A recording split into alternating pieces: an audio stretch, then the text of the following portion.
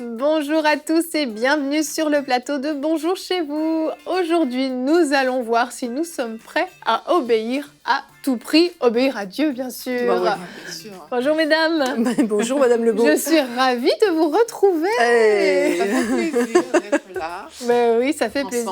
Ensemble à trois. Et ça fait longtemps comité qu'on ne s'est pas restreint. vu. En petit comité, mais un bon comité, un bon comité. Oui.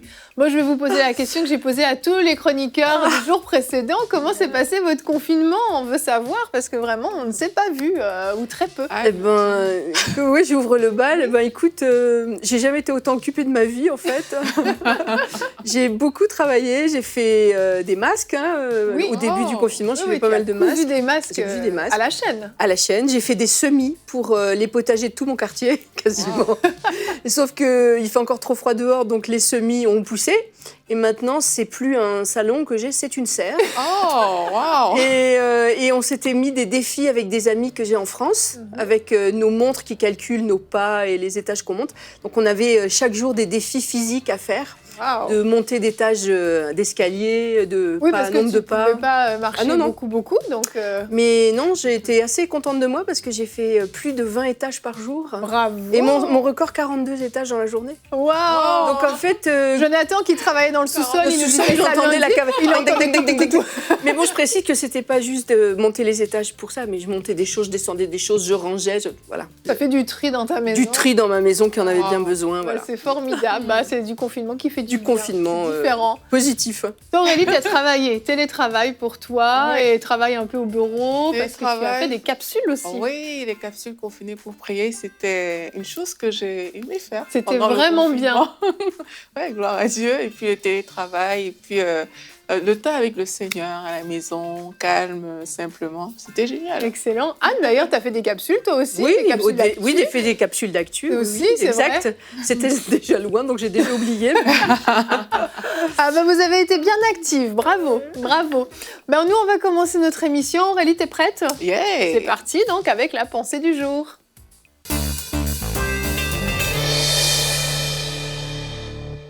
Le titre de ma pensée aujourd'hui, c'est l'obéissance, la clé de ta percée.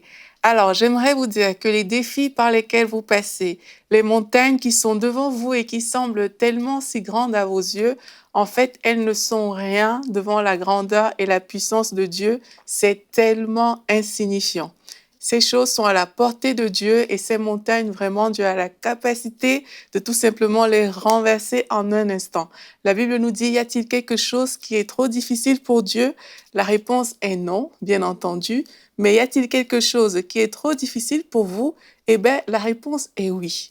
Donc, si vous voulez vivre vos projets, vos percées, les différentes choses qui se dressent devant vous, que vous voulez arriver à faire, si vous voulez prendre des grands pas dans la vie, eh bien, il va falloir obéir à celui-là qui a toute la pleine puissance, la pleine capacité et les pleins pouvoirs entre ses mains. Obéir, c'est quoi? Obéir, c'est prêter attention à la voix de Dieu pour accomplir toute chose face à toute situation. En fait, il s'agit de compter sur la sagesse de Dieu face à toutes les situations que nous rencontrons. Et désobéir, par contre, c'est choisir de ne pas prêter attention à la voix de Dieu. Certaines personnes désobéissent de plein gré, donc elles entendent la voix de Dieu, mais elles refusent tout simplement d'obéir. D'autres personnes le font de façon inconsciente parce qu'elles ne prennent pas toujours le temps d'entendre la voix de Dieu. Alors, Saül, c'est un exemple qu'on va voir aujourd'hui dans la Bible. Il a désobéi et on va voir que la désobéissance peut coûter parfois très cher. Et lui, ça lui a coûté sa place de roi. On peut lire l'histoire dans 1 Samuel 13. Ce qui s'est passé, c'est qu'il a offert l'Holocauste alors que ce n'était pas à lui de le faire. Il avait une bonne raison à ses yeux, donc c'était valable pour lui de le faire. mais avoir une bonne raison ne justifie pas la désobéissance. Et lorsqu'il a posé cet acte, il y a Samuel qui est revenu et il lui a dit, tu as agi en insensé, tu n'as pas observé le commandement que l'Éternel, ton Dieu, t'avait donné. L'Éternel aurait affermi pour toujours ton règne sur Israël et maintenant ton règne ne durera point. Donc, on voit ici que le règne de Saül est fini de façon prématurée et ça, c'est la conséquence de sa désobéissance. Et il y a un cas similaire qu'on peut voir dans la Bible, dans le psaume 73. C'est Asaph qui a rédigé ce psaume et il voit comment les méchants prospèrent, etc. Et puis il se dit, ah, mais eux, ils prospèrent, il a voulu s'aigrir contre Dieu. Mais après, il a dit, et quoi? En un instant, les voilà détruits. Ils sont enlevés, anéantis par une fin soudaine. Donc, c'est pareil, la désobéissance, parce que le méchant, c'est celui qui n'obéit pas à la voix de Dieu. La désobéissance nous fait en sorte que les personnes finissent de façon prématurée. Tout ce que vous avez construit, vous réalisez en un seul instant, ça part en fumée parce qu'on n'a pas pris le temps d'obéir à la parole de Dieu. On ne veut pas que ce soit notre partage, alors je veux vite vous donner quelques bonnes conséquences de l'obéissance. L'obéissance permet bien sûr d'affermir notre vie et nos projets. Dans 1 Samuel 13 qu'on a lu tout à l'heure, il y a Samuel qui a dit à Saül que si tu avais bien agi, mais l'Éternel aurait affermi ton règne pour toujours. Ça veut dire que quand on choisit d'obéir à Dieu, notre règne est affermi, nos projets sont affermis. L'obéissance permet également de vivre exactement ce pourquoi Dieu nous a appelés. Vous avez vu dans l'histoire de Saül encore, il a fait quelque chose qu'il n'aurait pas dû faire. Normalement, c'était à Samuel de le faire. Et quand on désobéit à Dieu, parfois on se retrouve en train de faire plusieurs choses qui ne sont pas nos tâches à nous, au lieu de nous concentrer sur le point sur lequel le Seigneur nous aurait tout simplement communiqué. L'obéissance permet d'échapper aux dangers et aux désastres. On voit l'exemple, par exemple, de Noé. Noé a été divinement averti et puis il a obéi, il a construit ce bateau et la Bible nous dit que justement, lui, il a échappé avec sa famille. L'obéissance permet de remporter des victoires sur l'ennemi. On peut le voir avec David dans la Bible. J'ai plein d'exemples comme ça. L'obéissance permet de vivre le surnaturel et de bénéficier de la provision de Dieu. La Bible nous dit dans le psaume 23, l'Éternel est mon berger, je ne manquerai de rien. Quand l'Éternel nous conduit, il sait exactement en fait où est le lieu de votre provision. Il connaît la position de vos bénédictions. Donc, se laisser guider par Dieu, c'est accepter de rentrer en possession de ces choses, mais de façon toute simple. Et pour finir, l'obéissance permet d'être élevé. On voit le cas de Jésus-Christ qui a été souverainement élevé parce qu'il a choisi d'obéir à Dieu. Ça peut sembler peut-être quelquefois difficile parce que ça vient bousculer nos raisonnements, ça vient bousculer la façon dont on avait voulu faire, mais c'est tellement, tellement vital. L'obéissance, c'est la clé de votre percée. Amen, merci Aurélie. Ah, l'obéissance, c'est pas toujours facile, on s'entend. Des fois, le Seigneur nous demande de faire des choses qui nous paraissent folles, qui nous paraissent insurmontables. On se sent pas à la hauteur, on se sent pas capable. Et il faut le faire pourtant. Et c'est là où tout le défi de l'obéissance, c'est de dire, Seigneur, je te fais suffisamment confiance pour t'obéir. Parce qu'en réalité, obéir à Dieu, c'est faire confiance qu'il a le meilleur pour nous. Nous avons un Dieu bon, un Dieu qui est plein de miséricorde et qui a en réserve tellement de merveilles pour nous si on marche justement dans cette voie de l'obéissance. Il trace un chemin sur lequel il y a bien sûr des embûches, on le sait, la vie n'est pas toute rose, mais il y a aussi des bénédictions qu'il a préparées pour nous, des choses formidables. Pour autant qu'on décide d'emprunter ce chemin. Et c'est là la décision de décider, OK Seigneur, je vais t'obéir coûte que coûte. Abraham avec Isaac en est un exemple exceptionnel. C'était une obéissance qui a dû lui arracher le cœur. Il l'a fait, mais Dieu ne voulait pas réellement qu'il tue son fils, parce que Dieu est bon. Et quand on sait que Dieu est bon, c'est beaucoup plus facile de lui obéir. Tout à l'heure, dans la rubrique Flashback, oui, je vais vous en donner un excellent dit. exemple. C'est exactement comme Isaac, et je ne veux pas dévoiler mon histoire, mais c'est exactement ce principe-là. C'est-à-dire que parfois, le pas d'obéissance que Dieu nous demande, c'est juste pour nous tester. Et il faut voir que l'obéissance qu'il nous demande, le premier bénéficiaire, c'est déjà nous, soi-même. Oui. Avec le temps, on peut regarder en arrière et voir les quelques fois, j'espère rares, où on a désobéi, et on a vu où ça nous avait entraînés. Tellement. Et au contraire, on peut aussi voir les fois où on a obéi et où ça nous a conduits. Et on le sait d'autant plus qu'on a du chemin derrière, que l'obéissance est toujours payante. Amen. Et que Dieu ne nous demande jamais des choses au-dessus de nos forces. Et que quand on obéit, non seulement soi-même on est béni, mais on bénit autour de soi et on permet aussi à l'œuvre de Dieu de se faire. Si tout le monde obéissait parfaitement, l'œuvre de Dieu se ferait d'une manière absolument époustouflante et merveilleuse. Amen. Et la désobéissance, ça va être un frein majeur et un obstacle en permanence sur notre chemin, sur le chemin des autres, et des retards. Je dis pas que ça empêche la volonté de Dieu de se faire, mais c'est autant de retards. Et l'ennemi se sert de nos désobéissances pour servir ses propres enjeux à lui. Oui. Donc, quand on désobéit, il ne faut pas se dire « Oh, de toute façon, Dieu est miséricordieux, il me pardonnera. Parce que ça, c'est agir comme un enfant. Obéir, je sais que j'en serai le premier bénéficiaire, que d'autres en seront bénéficiaires et que Dieu va se glorifier au travers de mon obéissance. Il y a quelque chose qui arrive souvent, quand je t'entends parler, c'est à ça que je pense, c'est qu'il y a des personnes qui désobéissent parce qu'elles sont déjà trop loin dans le processus qu'elles ont entamé. C'est que, non, j'ai déjà commencé à le faire, etc. Ça implique un demi-tour. Et voilà, ça implique revenir vraiment en arrière pour faire la volonté de Dieu. Et là, on choisit juste de terminer ce qu'on a fait parce qu'on est dans notre zone de confort, dans la façon dont on a travaillé. Mais ça aussi, vraiment, c'est de dire non. C'est aussi ce sacrifice-là de dire, OK, j'avais commencé, je m'étais engagée sur ce chemin, mais je choisis parce que je sais que Dieu veut le meilleur pour moi, mais je choisis de renoncer, en fait, tout simplement pour suivre sa volonté à lui aussi. Exactement. Puis il n'est jamais trop tard. Quand on se rend compte qu'on a désobéi et que même si notre désobéissance commence à porter des fruits amers, il est toujours temps de se repentir. Et le Seigneur est très créatif pour nous ramener sur le bon chemin. Tellement. Alors peut-être qu'il y aura des conséquences, effectivement, qu'on devra endurer pendant de longues années, mais en tout cas, Dieu est assez créatif et bon et miséricordieux pour nous faire retrouver la bonne route sans qu'il y ait trop de casse. Amen, amen. Et j'ai un verset qui va encourager à l'obéissance, c'est une obéissance qui coûte parfois. Matthieu 19, 29, c'est notre verset du jour. « Et toute personne qui aura quitté à cause de moi ses maisons ou ses frères, ses sœurs, son père, sa mère, sa femme, ses enfants ou ses terres, recevra le centuple et héritera de la vie éternelle. » Il y a une autre version aussi qui dit « recevra ce centuple » ou c'est peut-être dans la suite du verset, je ne sais plus, dans ce siècle présent ou dans la vie éternelle. Et c'est une promesse extraordinaire de se dire que l'obéissance peut tout nous coûter. Parce que certaines personnes, l'obéissance leur a réellement tout coûté. Ils ont tout perdu pour suivre le Seigneur. Mais quelle récompense extraordinaire nous attend. Que ce soit dans le siècle présent ou que ce soit au ciel dans l'éternité. Honnêtement, je préfère encore dans l'éternité, très sincèrement. Les deux, c'est le mieux. Mais on sait que Dieu est suffisamment bon pour récompenser notre obéissance aussi. Et juste ça, c'est un argument suffisant pour lui obéir. Ça prend la foi.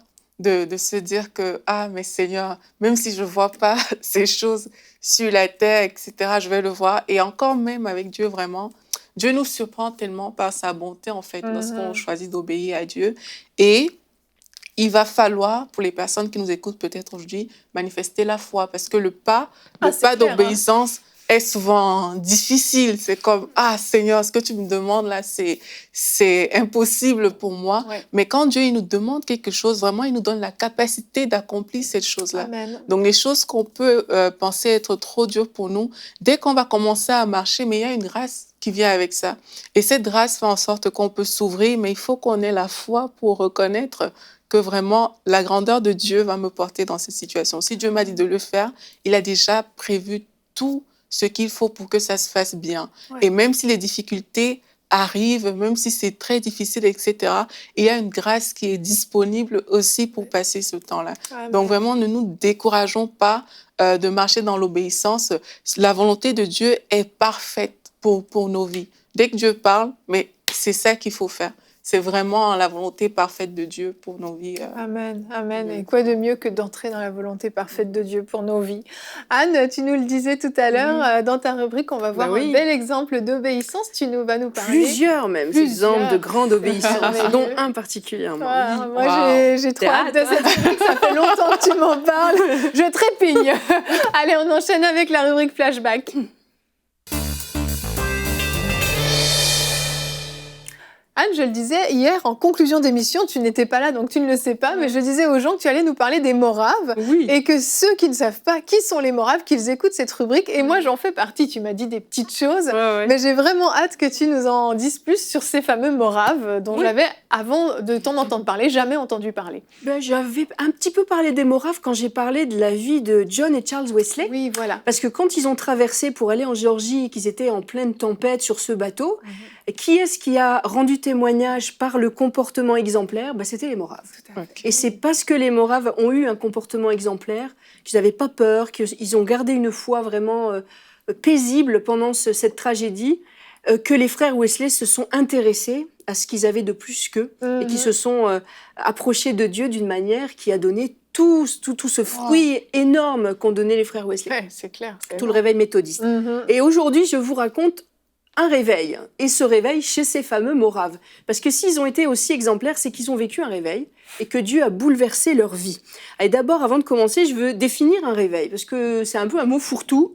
C'est un tiroir dans lequel il y a toutes sortes de vides-poches.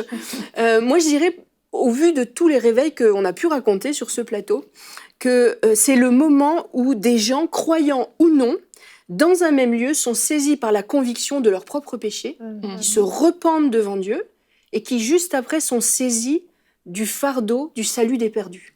Parce qu'il peut y avoir toutes sortes de manifestations, des prophéties, des miracles, des prodiges, des moments d'émotion fortes, ou pas. Mais le cœur d'un réveil, c'est vraiment cet appel à la repentance. C'est fondé, un réveil, c'est pas fondé sur l'expérience, c'est fondé sur le salut. C'est le salut des gens qui sont là et le salut, ensuite le fardeau du salut des perdus. Et c'est exactement ce qu'ont vécu ces Moraves. Ce que je vous raconte, ça se passe au début des années 1700. Et je vous emmène en Allemagne le 13 août 1727. Il y a deux personnes qui sont originaires du village de Herrnhut sont en déplacement ce jour-là. Et en plein milieu de l'après-midi, ils ont un sentiment de bénédiction profonde et intense jamais vécu auparavant. Et effectivement, en ce moment même, dans leur village, leur famille, leurs amis, leurs frères et sœurs dans la foi sont en train de vivre un des moments les plus spectaculaires de l'histoire de l'Église. Et en tout cas, un des moments les plus fructueux pour l'avenir de l'Église de Christ. Herrnhut, c'est pas un village comme les autres. Herrnhut, c'est un village construit de toutes pièces pour être un refuge pour les chrétiens persécutés. Les protestants persécutés. Donc au début du XVIIIe siècle, les idées de la Réforme, ça fait déjà 200 ans qu'elles courent. Elles ont fait beaucoup d'adeptes et puis dans toute l'Europe, il y a une persécution. Presque toute l'Europe, les chrétiens protestants qui ont adopté les idées de la Réforme sont persécutés. Vous savez, en France, il y a les Huguenots, on en a déjà parlé plusieurs fois, qui ont été envoyés aux galères, qui sont encore en prison en 1727 à cause de leur foi. Et puis en Europe centrale, il y a aussi des protestants de diverses dénominations qui ont été violemment persécutés et poursuivis, dispersés à cause de leur foi. Et surtout la communauté morave. Et ces moraves, c'est des gens qui descendent spirituellement, en tout cas de l'enseignement de Jan Hus, on va voir son image d'ailleurs, qui a été un des premiers réformateurs et qui a amené dans ce peuple morave qui a connu à l'époque vraiment une vague de conversion au protestantisme. Donc Jan Hus avait apporté à ces moraves la foi. Et ces gens donc, qui se retrouvent dans le village de Herrnhut sont majoritairement des descendants spirituels, au moins, de ces moraves. Moravie, c'est une région de Bohême. Les moraves sont originaires de là. Et c'est en ce moment, dans le territoire actuel de la Tchécoslovaquie, de la République tchèque maintenant. Et, on allait rectifier. Donc à cette même époque, on a un charmant jeune homme très talentueux qui s'appelle Nikolaus Ludwig comte Zinzendorf. C'est dur à dire, épargnez-moi. Il est donc on le voit là, donc Nikolaus Ludwig comte Zinzendorf, il est dans la jeune vingtaine à l'époque, et c'est le fils unique d'une famille noble, extrêmement riche, de la haute noblesse allemande. Et sa grand-mère Henriette était une femme de foi, et dès l'enfance, Nikolaus a connu des rassemblements de prières, des études bibliques chez sa grand-mère dans le château. Et à 4 ans, il avait déjà fait une alliance enfantine avec son sauveur Jésus. Wow. Adolescent, il était très zélé, il avait mis en place tout un réseau de groupes de prière là où il étudiait. Et servir Christ, c'était sa vie. Et à 19 ans, comme tous les garçons de bonne famille de la grande noblesse et de la bourgeoisie européenne, il est envoyé découvrir les grandes capitales européennes. Et pendant ces voyages, il découvre, à sa grande surprise, que les protestants sont violemment persécutés dans certains coins d'Europe. Alors il rentre dans son pays à 20 ans avec une seule idée en tête, tout faire pour les protéger. Alors en 1720, il prend l'argent de l'héritage de sa grand-mère et il va acheter une ville entière qui s'appelle Berthelsdorf. Wow. Et à la périphérie de Berthelsdorf, il va construire un village de toutes pièces qui va s'appeler Herrnhut, qui en allemand veut dire le refuge du Seigneur. Wow. Et ce village va commencer à accueillir dès 1720 des familles, majoritairement des Moraves, des jeunes familles moraves qui fuient les persécutions, mais aussi d'autres dénominations, parce que Nicolas Ludwig invite aussi des calvinistes, des luthériens, des disciples de Zwingli, des anabaptistes, qui eux aussi sont poursuivis pour leur foi. Donc on a un melting pot, là, on a tout un village de gens, tous protestants, tous des lecteurs assidus de la parole de Dieu, mais quand même qui ont quelques différences doctrinales. Oui, c'est sûr. Quand je t'écoutais, je me disais, ça peut être explosif. Hein. Et là, on est à peu près à 300 personnes, donc en 1727, le jour de cette année de réveil. Et quelques années de cohabitation ont amené des disputes. On commence à se chamailler sur les enseignements sur la prédestination. Alors là, ça fait couler beaucoup de salive. Aussi la manière d'administrer le baptême. On se dispute à qui mieux. Et l'ambiance est vraiment pourrie dans le village, franchement. Et le comte Zinzendorf commence à voir l'œuvre de son cœur et l'œuvre que Dieu l'a amené à construire en train de partir en miettes. Et il se dit, si on ne fait rien, dans quelques années, il n'y aura plus rien, tout le monde aura été dispersé à cause de ces disputes. Alors il démissionne de ses fonctions au gouvernement à Dresde pour s'occuper à 100% à plein temps en tant que berger de son peuple, de son troupeau de Herrnhut. Courageux, hein. Ça. Il revient et au printemps 1727, accompagné de 3 anciens de la communauté, il va dans chaque maison faire signer une alliance d'amour fraternel où les habitants doivent s'engager à cesser d'argumenter sur ce qui les divise et à cultiver ce qu'ils ont en commun avec les autres. Et chacun doit s'engager à ne plus critiquer, ne pas juger, à s'aimer fraternellement. Un bon contraste. Comme la Bible nous le commande. Alors la règle est simple, c'est soit tu signes, soit tu déménages. Wow. Le 12 mai 1727, tout le monde était, plus ou moins, à part quelques exceptions très rares, tout le monde était entré dans cette alliance. Et en début d'été, le village commence à connaître vraiment une communion avec Dieu, une paix, une joie que jamais personne n'avait connue auparavant. Le 10 août, le pasteur qui célébrait le culte ce jour-là invite les gens à se préparer à 3 jours de jeûne et de prière pour s'examiner devant Dieu, pour que le 13 août, tout le monde soit prêt dans un temps de communion spécifique. Et tous prennent très sérieusement cet appel, et pendant 3 jours, chacun, pour sa part, cherche la face de Dieu. Le 12 août, on fait une réunion de prière de préparation, et pendant cette réunion de prière, plusieurs même se convertissent et acceptent Christ comme leur sauveur, qui se rendent compte que ils enseignent, ils croient, ils lisent leur Bible, mais en fait, ils n'ont pas rencontré Jésus. Ça, c'est le Saint-Esprit. C'est le Saint-Esprit. Et le 13 août, c'est ce fameux moment crucial de la vie de ce village morave. Qu'est-ce qui se passe? Ils arrivent tous un peu déçus d'eux-mêmes en disant que ils valent pas mieux que les autres et que Dieu a vraiment, le Saint-Esprit a mis en lumière des choses. Et pendant cette réunion, le Saint-Esprit descend. Il y a beaucoup de gens qui se repentent et le Saint-Esprit descend sur cette communauté. Et le comte Zinzendorf écrira plus tard, ils quittèrent la maison de Dieu ce midi-là, ne sachant plus vraiment s'ils étaient toujours sur terre ou s'ils étaient arrivés au ciel. 2 semaines plus tard, il est décidé que 24 heures sur 24, une chaîne de prière sera établie. Donc 24 hommes, 24 femmes, rejoints plus tard par 70 autres et encore plus par la suite, vont faire pendant les 100 prochaines années, donc eux et leurs descendants, cette chaîne de prière ne cessera jamais et chaque heure, des gens sérieusement prieront pour le salut des perdus et pour les besoins dont ils ont connaissance. Et on l'a appelée la prière de 100 ans, mais en fait elle a duré plus que 100 ans. Certains historiens disent même elle aurait duré 125 ans et peut-être même plus. Parce que on ne sait pas trop à quel moment précis ça a terminé, mais ça a duré plus de 100 ans, 24 heures sur 24. Et pendant ces temps de prière, Dieu les a appelés à la mission. Et quand je parle d'obéissance, je vais terminer sur ce point d'obéissance phénoménal. C'est qu'ils ont eu connaissance, enfin le comte Zinzendorf, dans un de ses voyages au Danemark, a eu connaissance de la condition des esclaves africains aux Antilles, principalement aux Antilles danoises. Et quand il rentre en Allemagne, son cœur est vraiment étreint par ce désir d'aller porter la bonne nouvelle à ces malheureux. Et il parle de ce sujet, il partage ce témoignage de ce Anthony, cet esclave échappé. Il parle à la communauté. Et dans la communauté, 2 garçons se lèvent en disant « On va y aller. On va aller prêcher la bonne nouvelle à ces malheureux. » Et là, on leur dit « Bah oui, mais de toute façon, les propriétaires des plantations ne vous laisseront pas approcher. » Alors, ils prennent quelques jours pour prier, réfléchir, jeûner, et ils reviennent en disant « On va se livrer en esclavage nous-mêmes, on va se vendre en esclavage pour avoir accès à ces gens. » Alors, il y en a un des 2 qui est trop jeune pour partir, donc on décide qu'un va partir accompagné d'un plus âgé.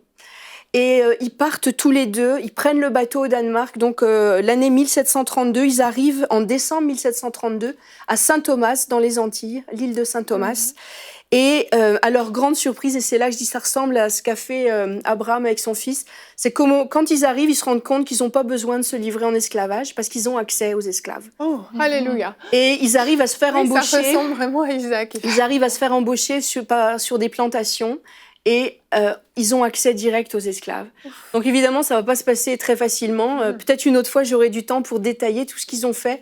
Mais ça a été un peuple missionnaire, ça a été le début vraiment d'un élan missionnaire. 50 ans avant William Carey, qu'on considère comme le premier missionnaire, 50 ans avant, les Moraves sont partis dans le monde entier, en commençant par les Antilles danoises, le Groenland, l'Afrique du Sud, l'Australie, partout dans le monde. Il y a des équipes, des fois plusieurs familles, qui sont partis évangéliser pour amener vraiment la parole de salut aux perdus. C'est des gens qui ont été exemplaires, ils étaient sanctifiés, c'était vraiment des modèles de foi. C'est eux qui ont amené les frères Wesley à la foi et bien d'autres encore. Alors on leur tire notre chapeau, c'est nos prédécesseurs dans la foi, c'est un modèle de foi, d'endurance et d'obéissance. Et je pense qu'ils sont trop tombés dans l'oubli, il faut vraiment les remettre au goût du jour. Ce sont nos modèles, ce sont nos prédécesseurs. Et le modèle qu'ils ont laissé, c'est une grâce pour nous aujourd'hui de la connaître.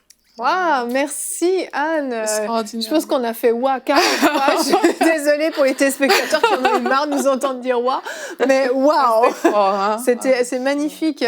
Vraiment, merci Anne de nous ressortir des pépites comme ça qui sont. Puis il y a des anecdotes géniales. À un moment donné, il y a 2 prédicateurs moraves qui ont été mis en prison. Alors il y avait 900 personnes, donc parmi ces esclaves africains, qui s'étaient donc qui pour les encourager s'approchaient le plus près possible de la prison et chantaient des cantiques pour les encourager.